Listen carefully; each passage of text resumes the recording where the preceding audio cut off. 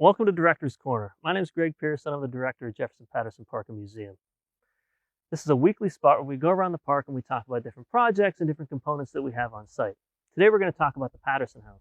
The Patterson House was built in the 1930s and it was designed in the colonial revival style.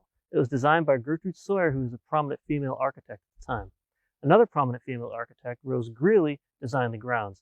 Rose liked to emphasize the relationship between landscapes and the buildings that sat on them. The Patterson House was used as a country estate by Mr. Patterson and Mary Margaret Breckinridge Patterson, his wife, into the 1980s when she donated the property to the state of Maryland. That's when Jefferson Patterson Park and Museum was born. Most recently, the house has been used as an interpretive space to talk about the lives of the Pattersons, and it's been open to the public multiple days a year.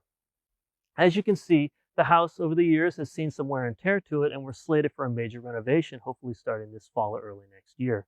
The renovations will secure the envelope, it'll upgrade the inside, and upgrade all the mechanical systems as well.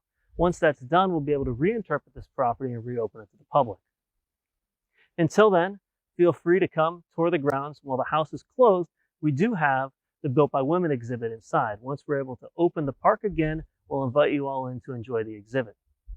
Once the construction starts, we'll unfortunately have to close the area off to maintain the safety of our visitors, but in a couple of years when the project is done, we'll be happy to invite you all back in. So until then, I encourage you to come up to the Patterson House, enjoy the grounds, and with that, I'll say goodbye. Thank you.